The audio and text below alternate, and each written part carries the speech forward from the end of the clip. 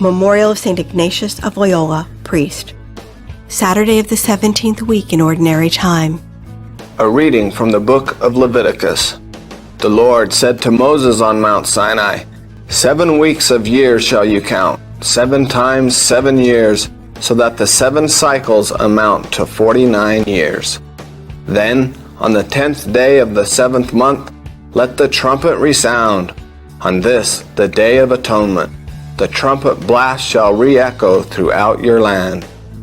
This 50th year you shall make sacred by proclaiming liberty in the land for all its inhabitants. It shall be a jubilee for you, when every one of you shall return to his own property, every one to his own family estate. In this 50th year, your year of jubilee, you shall not sow, nor shall you reap the aftergrowth, or pick the grapes from the untrimmed vines. Since this is the Jubilee, which shall be sacred for you, you may not eat of its produce, except as taken directly from the field. In this year of Jubilee, then, every one of you shall return to his own property. Therefore, when you sell any land to your neighbor, or buy any from him, do not deal unfairly. On the basis of the number of years since the last Jubilee shall you purchase the land from your neighbor. And so also, on the basis of the number of years for crops, shall he sell it to you.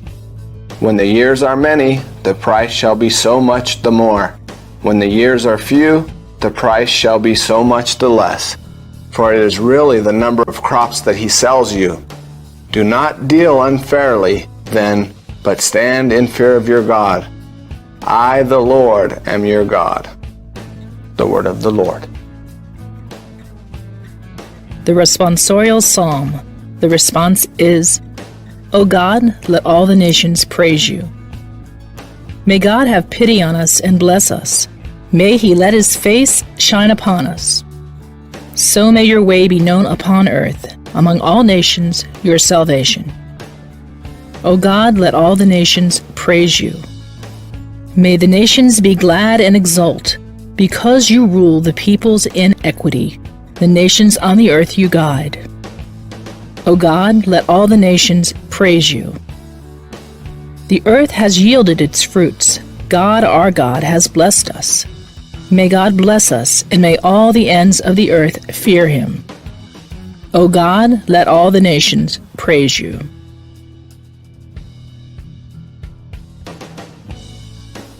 A reading from the Holy Gospel according to Matthew. Herod the Tetrarch heard of the reputation of Jesus and said to his servants, This man is John the Baptist. He's been raised from the dead. That is why the mighty powers are at work in him. Now Herod had arrested John, bound him, and put him in prison on account of Herodias, the wife of his brother Philip. For John had said to him, It is not lawful for you to have her. Although he wanted to kill him, he feared the people, for they regarded him as a prophet. But at a birthday celebration for Herod, the daughter of Herodias performed a dance before the guests and delighted Herod so much that he swore to give her whatever she might ask for. Prompted by her mother, she said, Give me here on a platter the head of John the Baptist.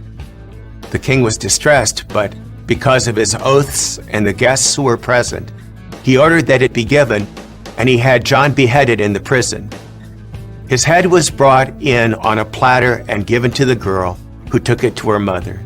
His disciples came and took away the corpse and buried him, and they went and told Jesus. The Gospel of the Lord. The execution of John the Baptist is a dramatic example of the abuse of power with which human history is peppered. In the time of Jesus, Herod Antipas was ruler in Galilee. Although ultimately subject to the emperor in Rome, he could use his local power as he wished, subject to the laws of Rome. In today's episode, Herod abused his power to execute an innocent man. People who abuse power in this way lose their authority. The Baptist has no power in this scene, he was Herod's prisoner. But he has greater moral authority, rooted in his relationship with God. That gave John the freedom to speak the truth to power and confront King Herod for breaking the Jewish law. For speaking out, John was imprisoned and executed. John's martyrdom foreshadows that of Jesus. As Jesus hung from the cross, he too had no power. As Paul says, he was crucified in weakness. Yet at that moment he had great authority, the authority of a life of integrity and goodness, the authority of God's faithful Son. This, remarkably, was recognized by the centurion in charge of the crucifixion. Even if we have little or no power, we can have authority in the gospel sense. Like John the Baptist, we are called to be people of the Word, who let God shape our values, our attitudes, our whole lives. John the Baptist foreshadows Jesus. As Jesus hung from the cross, he too had no power.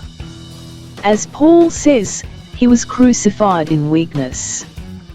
Yet at that moment he had great authority, the authority of a life of integrity and goodness, the authority, ultimately, of the faithful Son of God. This, remarkably, was recognized by the centurion in charge of the crucifixion. Even if we have little or no power, we can have authority in the gospel sense. Like John the Baptist, we are called to be people of the Word, who let God shape our values, our attitudes, our whole lives.